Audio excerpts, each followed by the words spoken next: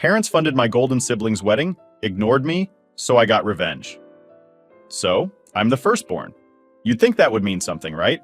That being the first kid would come with a little bit of, I don't know, attention? But nah, my life has basically been a masterclass in what it's like to be completely invisible. And honestly, I've been feeling this way since the day my sister was born. She's just 2 years younger than me, but it might as well be a lifetime. From the start, she was like this magnet, always pulling everyone in. Relatives, neighbors, even random people on the street would stop to gush over her. My parents ate it up. They loved showing her off. And I faded into the background. No one was stopping my parents in the grocery store to say how adorable I was. I was just kind of there. At first, it wasn't so bad. I mean, I didn't really know any better when I was a kid. I'd watch my sister getting all this attention, all the toys she wanted, and a yes for almost every little request. It was like she had some sort of magic touch with our parents. Meanwhile, I'd ask for something simple, like a new book or even a small toy, and I'd get this big speech about not being wasteful, or how we can't always have everything we want. But then, not even 5 minutes later, they'd be giving my sister the exact thing they just denied me. When we were little, I brushed it off. Kids don't really overthink things. I just figured, okay, maybe I don't need as much. I was the quiet kid anyway, the one who liked books, drawing, and playing with Legos by myself. My parents probably saw that as me not needing much attention, so they didn't bother giving it to me. My sister, on the other hand, she was loud, funny, and charming in a way that seemed to make people instantly love her. She could walk into any room and make everyone smile. Meanwhile, I'd be the kid off to the side, hoping no one noticed me too much. But as we got older, the differences became more and more obvious. By the time we hit school, it was like I was living in some weird reality where I was my sister's shadow. Teachers, classmates, even my parents. Everyone would talk about how fun and friendly she was. It didn't matter that I was the one with the good grades or that I worked hard. I was just her sister, the one that people barely noticed. At school, it was the same story. She'd make friends without even trying, always surrounded by people who thought she was the greatest thing ever. I was the kid in the back, nose buried in a book, not wanting to talk to anyone. People thought I was weird. I didn't mind it at first because I figured, hey, at least I didn't have to deal with all the fake smiles and pretending. But then, my sister started to get, mean about it. She'd say stuff like, "Can you just not be awkward for once?" Or, "You're kind of embarrassing to be around." It was like she couldn't stand the fact that we were related, and honestly, sometimes it felt like my parents couldn't either. My dad once joked about how he couldn't believe we came from the same gene pool when I didn't want to go to one of her social events. They'd brush it off as teasing. But it got old real fast. It wasn't even about jealousy at that point. It was just straight up tiring. Tiring to always be overlooked. Tiring to be the awkward one. And tiring to watch my sister soak up every bit of attention like a sponge. She could do the bare minimum and get praised, while I could bust my ass and get a shrug. Maybe a quick good job if I was lucky. And let me tell you, nothing cements the whole forgotten child vibe like family gatherings. We'd go to these big family dinners, and the second we'd walk in, it was like a parade for her. "Oh, look who's here! It's the star of the family!" Meanwhile, I'd just get a pat on the head, like I was some loyal pet who'd tagged along. I'd try to join conversations, but they'd barely acknowledge me. My sister would talk about her day, and everyone would hang on every word, laughing and nodding along. I'd chime in, and suddenly, people needed to go check on something in the kitchen. I started hating those family events, honestly. It was like I was being dragged into a room where I was reminded over and over that I was a supporting character in someone else's life story. My sister's life story. And she knew it too. She'd shoot me these smug little looks whenever people fawned over her, like she was saying, "See, this is how it's done."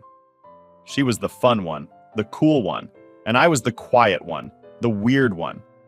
It didn't even feel like we were sisters most of the time, more like distant roommates forced to share a space. I remember once when I actually stood up for myself. Well, kind of. I was about 14 and we were at another one of those never-ending family dinners. My aunt had just finished talking about how amazing my sister was, going on and on about her latest achievements, which, by the way, were just her trying out for cheerleading or something. My aunt turned to me and I thought, finally she's going to ask about me. But all she said was, "So, how does it feel to have such a popular sister?" I snapped. I muttered something like, "How does it feel to be ignored every single day?" My aunt looked at me, totally confused, like I'd just spoken another language. "And my mom?" She just sighed and said, "Oh, don't be so dramatic." Like my feelings were some sort of inconvenience they had to deal with. After that, I just shut down even more. Looking back, it's kind of crazy how much I kept inside. My sister would get all this support, people cheering her on for everything she did. I barely got a second glance. It got to the point where I just stopped sharing things. Why bother, you know? Why tell my family about my interests or my achievements when they wouldn't care? It was easier to just keep my head down and go along with it. My sister was the one they wanted to hear from, the one they wanted to see succeed. I was just there. But here's the thing. Even though I was quiet, I wasn't blind.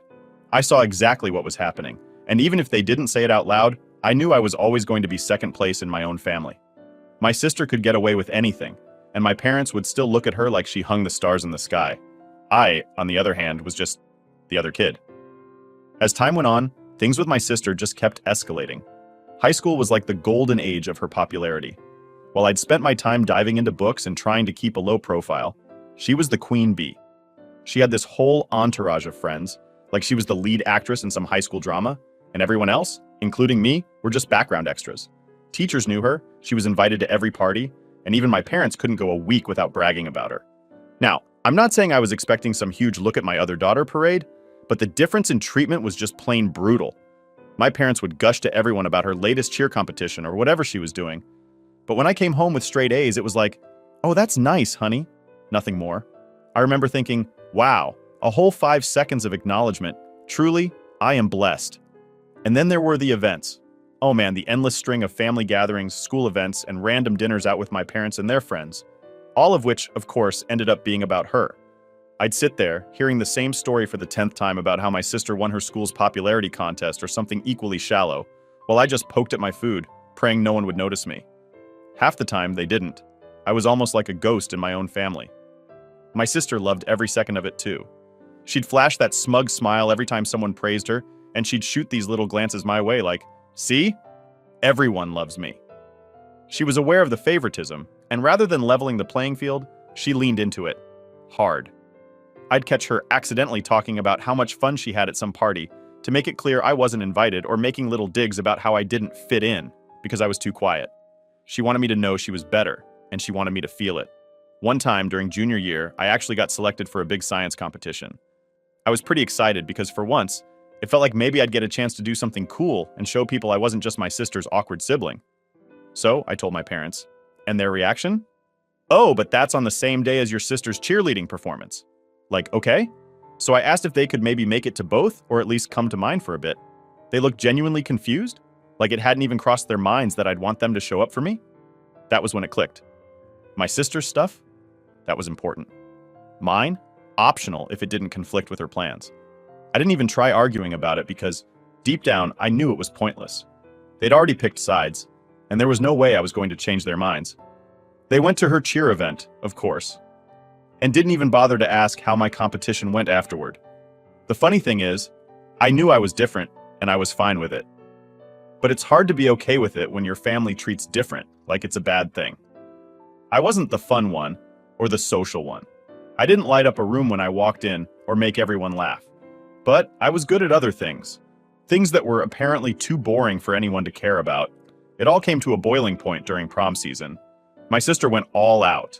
She had a fancy dress, got her hair and nails done, rented a limo, the whole works.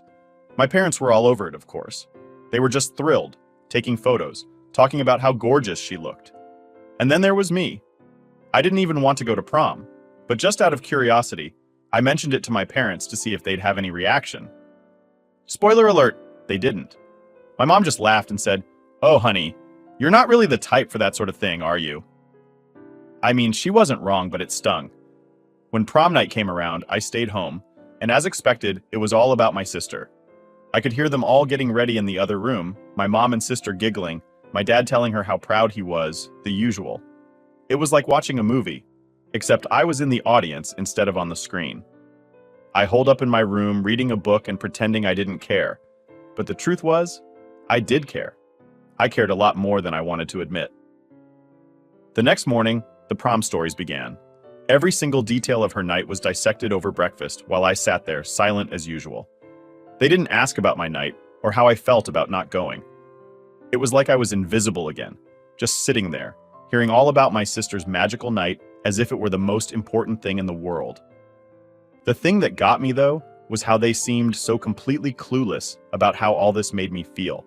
They weren't mean about it, they just didn't see it. Like, in their minds, everything was perfectly balanced. They had the fun daughter who was their pride and joy, and then there was me, the quiet one who didn't really need or want any attention, right? To them, it was like I was happy in the background, doing my quiet things while my sister took the spotlight. After prom, my sister started dating this guy who was, predictably, the popular football player. My parents loved him. They'd invite him over, chat him up like he was already part of the family, and my sister would act like she was the queen of the world. He barely noticed me, of course, but that was nothing new. He was her world, and as usual, I was just part of the scenery. The favoritism got even worse once she started dating him. Suddenly, everything she did was even more amazing because she was doing it with such a great guy. It was exhausting. I could barely walk into a room without hearing about what an incredible couple they made or how they were meant for each other. It was like my family had become her personal cheer squad, and I was the outsider looking in. It was around that time I started to really resent her. Not because she was popular or had friends or whatever, but because she knew exactly how it made me feel, and she didn't care. If anything, she seemed to enjoy it.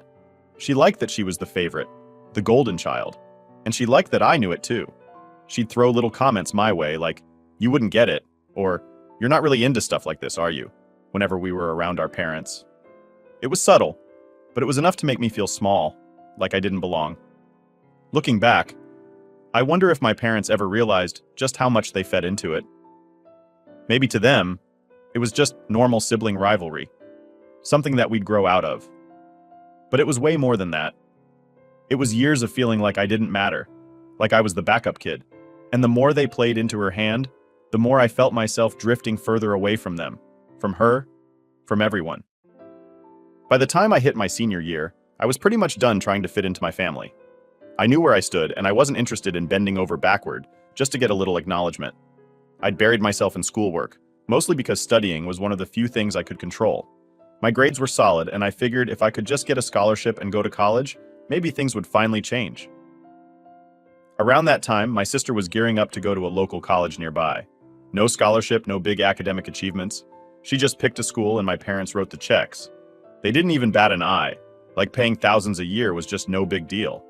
Meanwhile, I was obsessing over every single application and scholarship form, trying to figure out how I could manage tuition without putting myself in debt.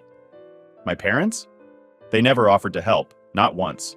Not that I expected it, but part of me thought maybe, just maybe, they'd throw me a bone and offer some support. Nope, nada. The night I got my acceptance letter from a university, along with a full scholarship by the way, I thought, all right, maybe this is my moment. I came home, letter in hand, ready to tell them. And sure, I wasn't expecting fireworks or anything, but a good job would have been nice. Instead, I got hit with, "Oh well, that's great," followed by my mom turning to my sister and asking her what she wanted for dinner. It was like I'd just told them I got a job at the local grocery store, not a full ride to a top school. It was then that I realized, in the clearest way possible, that they just didn't care. They genuinely didn't. My achievements, my hard work, it was all background noise. My sister's life, her social status, her relationship drama, front and center, always. And I can't even explain how much that hit me. It was like getting punched in the gut, but silently, in a way only I felt. Over the summer before college, I started pulling back even more. I spent most of my time at the library or with a couple of friends who understood what was going on, though I didn't exactly spell it out for them. They just got it in that unspoken way, and that was enough. Being home was exhausting. Every single day was another reminder that my family had picked a favorite, and it wasn't me. I was so ready to leave by the time August rolled around that I packed up a week early. My parents barely noticed. The morning I left for college was surreal. My dad mumbled a half-hearted "good luck," and my mom just said, "drive safe." They didn't help me load up the car or even walk me out. My sister didn't even get out of bed to say goodbye. It was just me, loading up my entire life in the car alone. But honestly, it felt kind of fitting. I'd been on my own for so long. What was a few hundred miles more? College was a breath of fresh air. For the first time, I could just be me, without constantly being compared to her. No one knew my family, no one cared who was the favorite, and that was a huge relief. I threw myself into my studies, joined a couple of clubs, and made friends who actually liked me for me. I got so wrapped up in this new life that, for a while, I barely thought about my family at all. I'd talk to them maybe once a month, quick check-in calls that usually ended with me listening to updates about my sister's life. Whatever, I'd put the phone down, let them talk, and focus on my own thing. Things were going pretty well for a while, until Thanksgiving break rolled around. I had mixed feelings about going back, but I figured it was just a few days and I could deal with it. When I got home, though, the favoritism hit me in the face like I'd never left. My parents barely asked about my classes or how I was adjusting. The minute I walked in the door, it was back to my sister's latest drama. Something about a breakup, a new guy, whatever. My mom actually said, "It's so great to have everyone back under one roof," as if I'd never really left. It was like they still saw me as just there.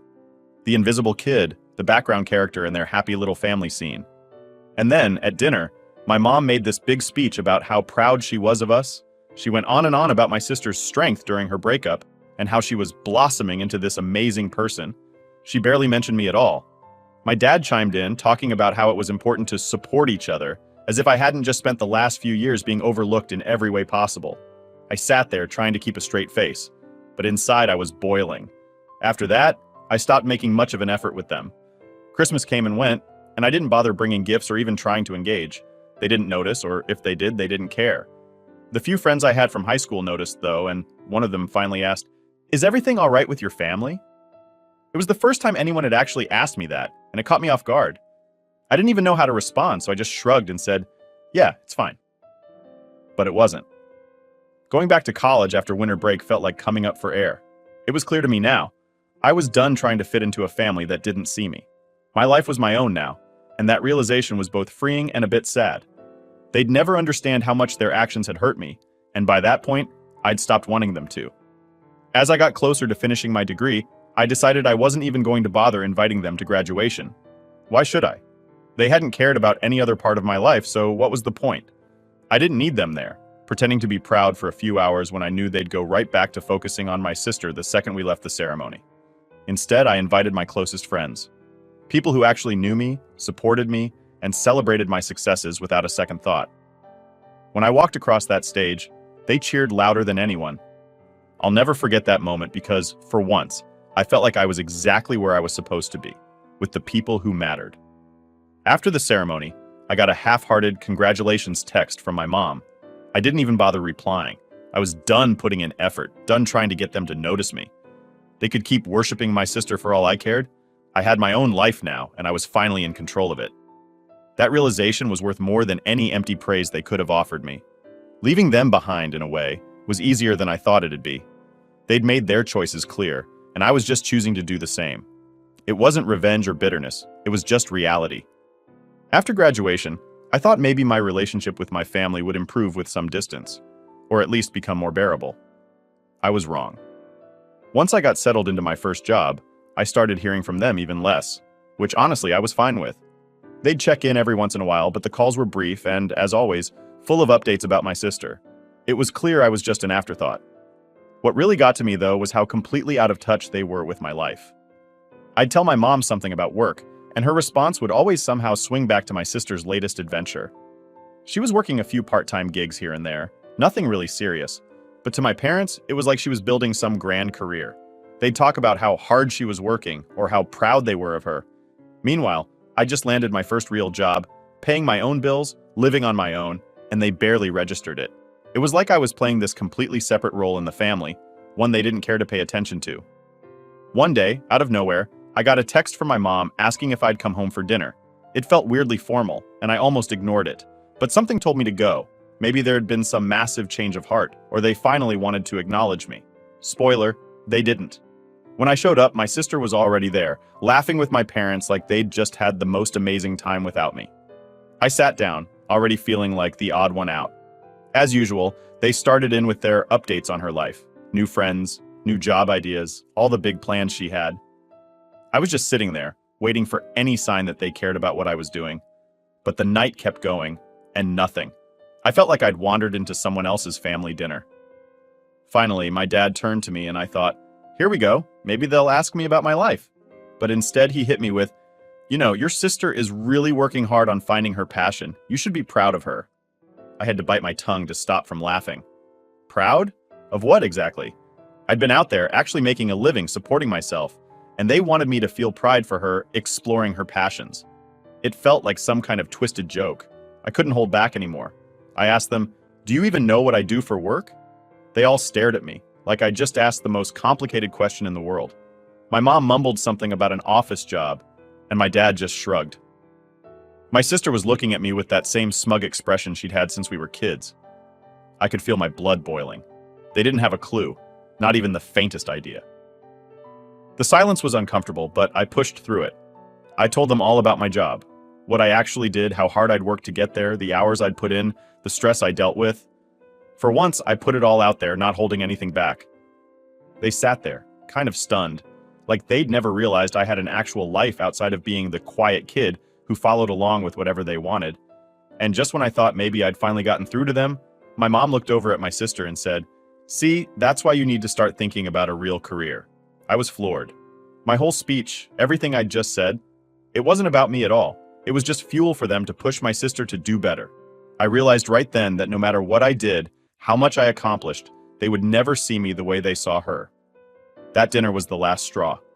I made up my mind that night that I was done. Done with the forced family gatherings, done with the constant comparisons, done with being the overlooked sibling. I went home and deleted the family group chat from my phone. I stopped calling, stopped answering texts, just stopped trying. And the sad part, they didn't seem to notice. A few weeks later, I got a call from my mom, but I ignored it. The voicemail she left was about my sister as usual, something about how she was struggling to find her path and could use a bit of support from me. The kid they'd ignored for years. They wanted me to support her. It was honestly laughable. I went about my life working hard, saving money, and actually building something for myself. For the first time, I was free of their judgment, free of constantly being overlooked. It was like I'd cut away this massive weight that had been dragging me down my entire life.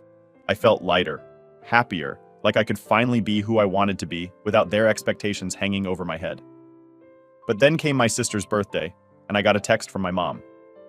"Your sister would love it if you came by for her birthday dinner. She's been missing you." Missing me? Since when? I hadn't seen her in months, and from what I'd gathered, she'd been living her best life. Still, curiosity got the better of me, and against my better judgment, I went. Walking into that dinner was like stepping into a time machine. Nothing had changed. Same family, same dynamics, same feeling of being invisible. My sister was soaking up the attention, my parents were doting on her, and I was just there. They hardly acknowledged me aside from a quick, "Oh, you made it," from my mom. I sat through that dinner, watching them laugh and joke like I didn't exist, and it hit me. Nothing I ever did would change this. They'd made their choice long ago, and I wasn't part of it. After dinner, my mom pulled me aside, trying to sound concerned. She told me she was worried about how distant I'd been and how my sister felt like I didn't support her enough. That was it for me. I looked her straight in the eye and told her I'd been supporting myself for years, with no help, no praise, and certainly no support from them. Her face went blank, like she couldn't believe what she was hearing. I didn't stick around for her to process it. I left without saying goodbye, got in my car, and just drove.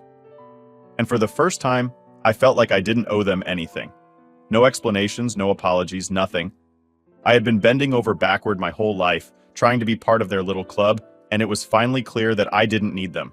Meeting my fiancé changed everything for me. For the first time in my life, I was with someone who actually saw me, listened to me, and wanted me around. He didn't care about who my sister was or how my family acted. He just loved me for who I was. It was like I could finally take a breath.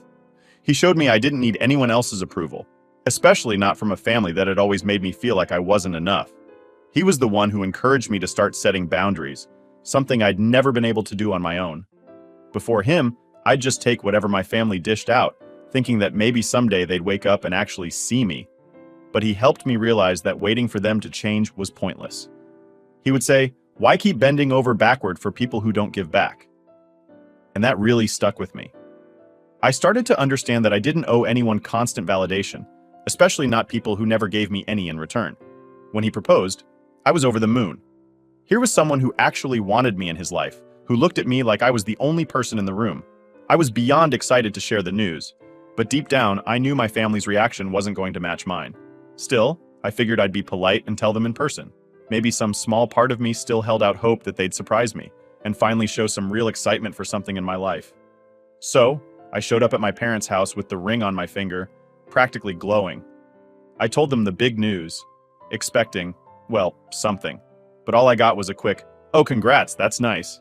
It was the same tone they used when I told them I'd graduated or got my first job. Just casual, like I'd told them I'd bought a new pair of shoes, nothing major. No questions about the proposal, no interest in meeting him anytime soon. Nothing. Then, almost as an afterthought, my mom said, "Oh, and just so you know, we spent all our savings on your sister's wedding, so we won't be able to contribute to yours."